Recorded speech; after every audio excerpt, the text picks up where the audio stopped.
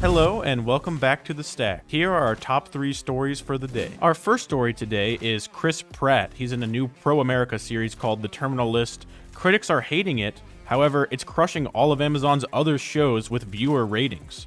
So the show is based on Chris Pratt, who's an ex-Navy SEAL. He comes home and he's trying to uncover a vast government conspiracy. He goes on kind of a little bit of a revenge tour and an investigation to see what's happening and make people pay for what they've done to him and his colleagues.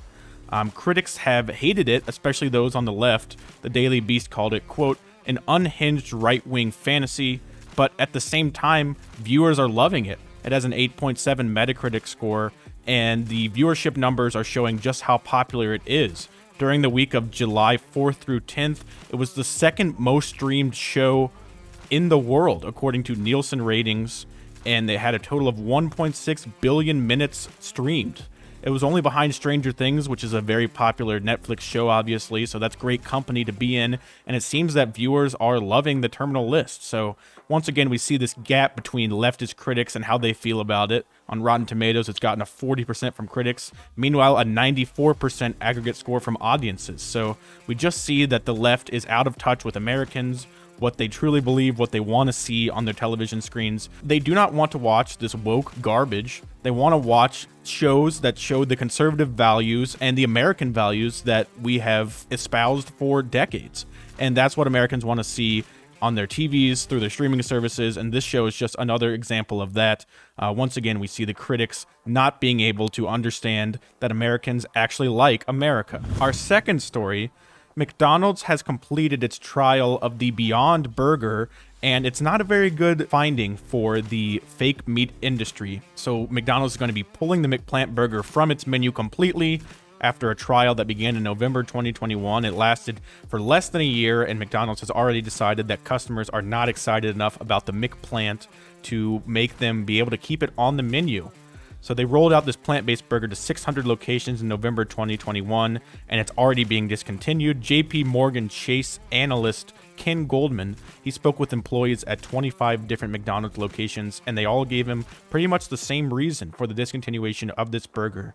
He said, quote, not surprisingly, the reason sometimes being cited is that the product did not sell well enough. So Americans are not interested in buying this woke fake meat that the left wants to push on you. They want to tell you that consuming animals is bad, that you're somehow a bad person if you eat meat. That's simply untrue, and this is showing us that Americans are not interested in that narrative. They're interested in consuming real burgers, real meat, because that is what we love to eat, and that is what gives us the protein that we need. These Beyond Burgers are in fact not as healthy as they tell you they may be. They're chock full of sodium. They can cause heart problems, and so there are many issues, and it's not just McDonald's that is seeing these issues either. It's the fake meat industry as a whole. So according to CNBC, quote, Beyond Meat's stock has fallen 53% this year, dragging its market value down to $2.06 billion. Wall Street has become skeptical over the company's long-term growth opportunities as grocery sales lag. So people are not buying it in fast food restaurants. They're not buying it in grocery stores. People are not interested in this plant-based protein that's not healthy. It's not what people want to eat. And this is a perfect example, once again, of the left not understanding what Americans want.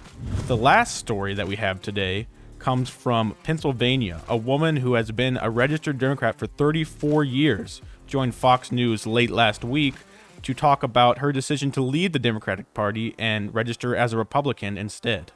She said, quote, as a former Democrat for 34 years prior to the pandemic, I too thought that the Democratic Party was really focused on the people that they pretend to support. What I saw through the pandemic was that the Democratic Party basically abandoned all of those people. So this woman, her name is Ann Rosica, she has decided to become a Republican because of what she's seen in the pandemic, how she's seen the Democrats turn away from her and those like her in the name of wokeness, in the name of lockdowns, in the name of public health, which we know was all just a sham the entire time. This is not just a one-off instance where we see this woman leaving to go to the Republican Party. In fact, it's happening a lot, and it's happening a lot in Pennsylvania. So throughout the state, the western part of the state, more than 8,000 registered Democrats in 6 counties have changed their party affiliation to Republican from Democrat. And across the state as a whole, 38,000 ex-Democrats have joined the GOP. So we're seeing this seismic shift in support going from the Democratic Party to the Republican Party as the country suffers under President Joe Biden, as inflation rises, as we were subject to these lockdowns for years that turns out they didn't do anything meaningful to stop the spread of the COVID-19 virus. And so people are waking up, and it's going to be interesting to see what happens in 2022 for the midterm elections and in 2024 coming up for the presidential election, what these changes in the registered voters are going to mean for who's going to be put in office.